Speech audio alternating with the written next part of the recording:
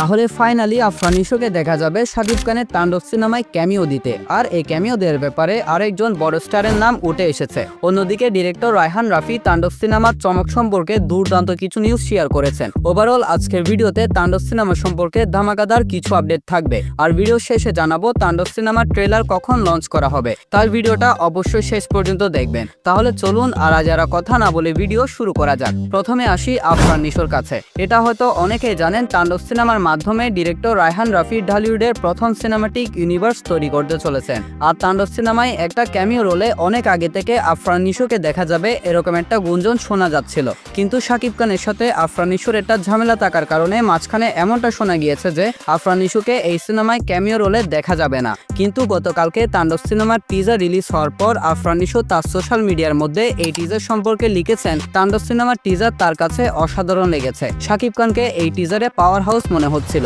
তাছাড়া রায়হান রাফি, শাহরিয়ার শাকিল এবং সম্পূর্ণ তাণ্ডব সিনেমার টিমের অনেক প্রশংসা করেছেন তিনি। সো আফরান নিশোর এই পোস্টটা দেখার পর এটা তো অনেকখানি কনফার্ম যে আফরান নিশো আর শাকিব খানের মধ্যে যে ঝামেলাটা ছিল সেটা হয়তো তারা মিটমাট করে নিয়েছেন। আর যদি এমনটা হয় তাহলে কনফার্ম ভাবে তাণ্ডব সিনেমায় একটা এক্সটেন্ডেড ক্যামিও রোলে আমরা আফরান নিশোকে দেখতে পারবো। এছাড়া এই ক্যামিও দেওয়ার ব্যাপারে সিয়াম আহমেদের নামও যুক্ত হয়েছে। অনেকে এমনটা বলছে এই সিনেমায় আরো একটা ক্যামিও রোলে সিয়াম আহমেদকে দেখা যাবে, কারণ রায়হান রাফি বলেছে তাণ্ডব সিনেমার মধ্যে 1 থেকে 2 জন বড় স্টারের ক্যামিও আমরা দেখতে পারবো। কিন্তু আমার মনে হচ্ছে তাণ্ডব সিনেমাটার মধ্যে কনফার্ম ভাবে আমরা আফরান নিশো এবং শরীফুল রাজকেই ক্যামিও দিতে দেখতে পারবো। দেখা যাক শেষ পর্যন্ত এই সিনেমায় কোন 2 জন বড় স্টারকে ক্যামিও দিতে দেখা যায়। এবার আসি রায়হান রাফি কি জানিয়েছেন সে বিষয়টার কাছে। তুফান সিনেমার পর রায়হান রাফি এখন শাকিব খানকে তাণ্ডব সিনেমায় দুর্দান্তভাবে প্রেজেন্ট করতে চলেছেন। তাণ্ডব সিনেমার টিজারটা ইতিমধ্যে অনেক বেশি প্রশংসা অর্জন করে নিয়েছে। তো টিজারটা নিয়ে রায়হান রাফি জানিয়েছেন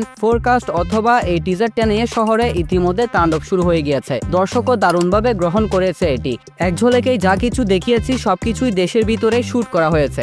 আমি দেখাতে চেয়েছি আমাদের দেশেও আন্তর্জাতিক মানের কাজ করা সম্ভব। এখন তো পুরোটা দেখানো হয়নি, তবে দর্শক ধারণা করতে পারবে না তাদের জন্য কি চমক অপেক্ষা করছে। রায়হান রাফি আরও বলেছেন রাজশাহীতে শুটিং চলাকালীন সময়ে কিছু ছবি এবং ভিডিও লিক হয়ে গিয়েছিল।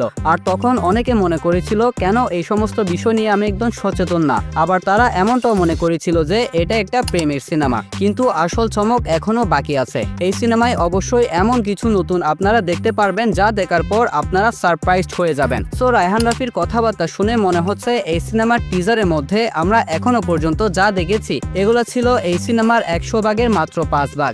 এখনো 95 ভাগ চমক আমাদের জন্য সিনেমা হলের মধ্যে অপেক্ষা করছে। ওভারঅল সবকিছু মিলিয়ে রায়হান রাফি এবং শাকিব খানের এই তাণ্ডব সিনেমাটা অতীতের সমস্ত সিনেমার রেকর্ডকে ভেঙে দিবে। আরও একটা আপডেট জানিয়ে রাখি আপনাদেরকে, গতকাল 19 তারিখ তাণ্ডব সিনেমার শুটিং কাজ সম্পূর্ণভাবে শ্রীলঙ্কার মধ্যে শেষ করা হয়েছে এবং 20 তারিখ অর্থাৎ আজকে তাণ্ডব সিনেমার টিম সম্পূর্ণভাবে বাংলাদেশে ব্যাক করে দিয়েছে। এখন থেকে শুরু হবে এই সিনেমার এডিটিং এর কাজ। আর তাণ্ডব সিনেমাটা রিলিজ করা হবে আগামী মাসের 5 তারিখ। আর এর মধ্যে হয়তো আমরা তাণ্ডব সিনেমার পক্ষ থেকে 1 থেকে 2টা গান দেখতে পারবো।